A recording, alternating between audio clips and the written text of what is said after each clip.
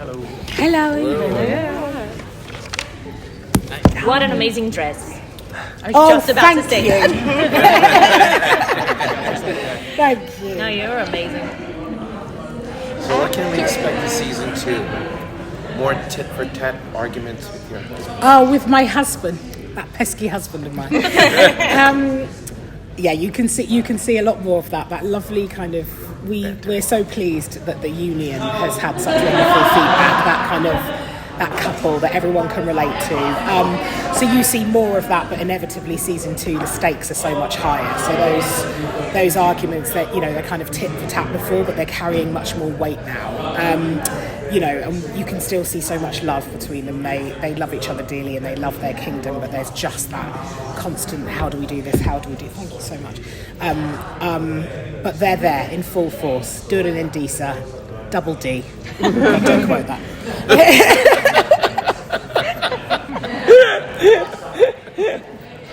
Going into season 2, I'm sure you were more comfortable with your character than you were in season 1.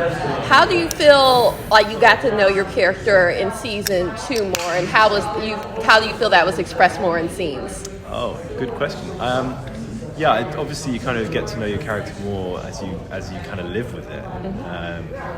Isildur was it was a very physical season for him. He was just constantly thrown around in the mud, and I think with that you just sort of embody, in the same way you were talking about the way that you embody a role. I felt like I embodied Isildur a bit, and I was thrashed around and thrown around, and I think that just reflected his sort of desperate state, as it's a story of survival for him. He's abandoned in Middle-earth and he has to find a way to get home, and in the process he finds people that he has to learn whether to trust or not, maybe falls in love, I don't know, and he has to make that decision and come to that realization. So I found it to be a big progression in his character and my understanding of him as well. What about you? Sorry, just repeat the question again. How do you feel that you became more comfortable with your character in season 2, and how was that expressed in scenes? I think season 1 was like a lot of establishment in terms of like physical establishment. What do they even look like, particularly for this dwarf who is kind of new to the world of television, and so. It was lots of establishment, lots of work, lots of physical work, vocal work, accent work, and I think we've got to a point now where it was received so well by everyone, but also by ourselves. It felt absolutely right for the people that are playing the characters, and so what we could do this season is just run with it. It wasn't. We discovered new things along the way, but the core. The heartbeat of the culture of the dwarf was established, and we loved it, and it felt really right, and so we could kind of take that, pocket it, and just expand on it for season 2. 2 years ago you were here, and I remember even being in the audience thinking this must be so nerve-wracking for them. Yeah. How different was it this time to come back and fans now know and love your work? Better. Yeah, better. Still a bit nerve-wracking. Nerve-wracking, but I think it was a sense of like, we've done this before, we know this. We know what to expect, and yeah. I think a show that hasn't come out and you're sort of promoting it, no one really knows the tone of it, and I think now we can finally respond to people who have watched it, and it's been a real. I honestly find it so wonderful. We were just signing photos for people just before, and it was just so great to hear their take on the characters. Yeah, it was a very blessed thing. Because we make this show, and we finished making this show over a year ago, and so but we have no notion. We put everything into it, and we work so hard, as does the crew and the showrunners and the producers and everyone that's attached to it.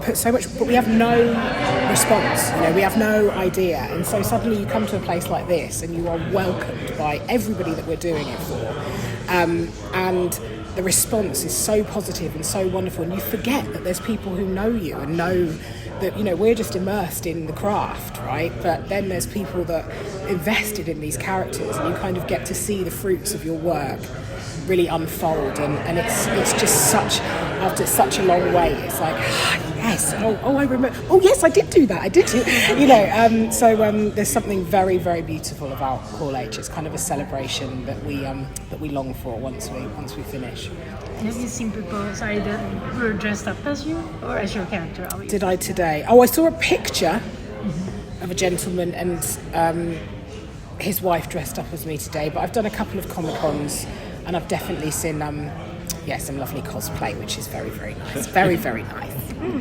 So the reactions for the first season were very strong. A lot of people loved it, but at the same time there was such a huge discussion on the internet. There was also a lot of bad words about it. I was wondering if you were surprised by the scale of this discussion, and was it hard for you to just accept the other people's strong opinion?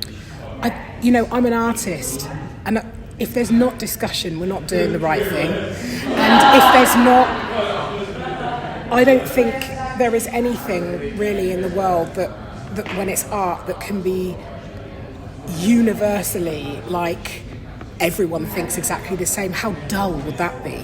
I love the fact that there's discussion. I love the fact that there's struggle for some people in how to receive what we're doing.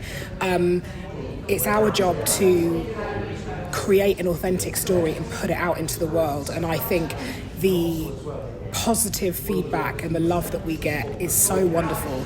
But also audiences that may struggle with a story or the choices that we make, it's also really valuable. It's a melting pot of ideas and imagination and talking, and everyone receives information and story in different ways, and so I thrive with all of it and love all of it, and I just think it would be really dull if it was one opinion across the board. Was it difficult to play a dwarf with humans? I imagine if different size, was it The difficult? scale work. The scale work, yeah, that's quite intense. It's quite intense because I'm playing very serious scenes to a tennis ball in the sky, and or me trying to portray wonderment while I'm on my knees on an office chair being wheeled around. I'm so not jealous of that. Do you have to film it twice? Yeah, many times. And do you have to lock all the movements? So you can't change Yeah, that? you can't change anything. So once a movement is locked, you can't change it. So once everything's set technically with cameras, etc., there is no room for play in terms of now I've decided that I'm just going to do this. You can't do that. You're locked in. So it's kind of this choreographical, technical way, but then you're having to portray the artistry in the story and make sure that you're giving as much kind of tenderness or love or frustration to a tennis ball and not being able to look to the left as you would if you're, you know what I mean? So it's a skill. It's definitely a very cool skill that I've learned, but yeah, it has its challenges sometimes. I quite liked it. Better a tennis ball than Prince Durin. No, I'm kidding. What's been your favorite? Oh, go ahead. No, go. What's been your favorite part about filming this season and doing the story? Probably having a shower after a very long day. I actually really enjoyed doing some stunts. And I think for the first time I had to get sort of into the sort of stunt gym and see Ismail flying on some wires, and then I got sort of stuck in on some wires myself, and I was like, how do you do this? I hope I don't break my back. But yeah, it was really I just really enjoyed being kind of active and in nature. I think that for the first time in the season, I didn't shoot in a sort of studio. I was always outside, and I just found that kind of very, very Tolkienian, seeing trees and in nature myself. So yeah. And talking about your action scenes, we've seen in the trailer in the first episode that spiders are back. Can you take us in the behind the scenes of shooting this? Actually, this that was the only day that I was shooting in a studio, but it was With a tennis ball? with a rugby ball. Actually. Okay, the other ball. It was a rugby ball. Change the sport. With two guys in morph suits holding sticks for like the legs of the spider. But yeah, that was a really claustrophobic, dark, wet, muddy. Muddy is the operative word here. And it was just kind of bizarre because it was so small, and somehow they had to get my horse Beric in there. So I don't quite know how they got a horse into that set. It was so claustrophobic. So the poor horse must have been like, damn, tight in here. not laugh when you have people just like I waving do. sticks around. I do. And I'm really bad. I'd love to have seen I- that shoot. To my detriment, I laugh a lot on set, and I think the directors get a little frustrated because they're like, time is literally money on this set. Yeah.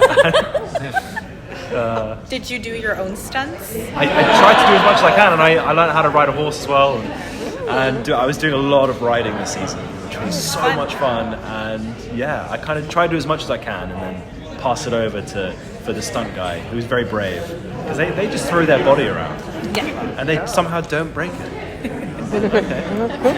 Magic, yeah. Magic, yeah. Skills. Thank you all. Thank you so much. Great.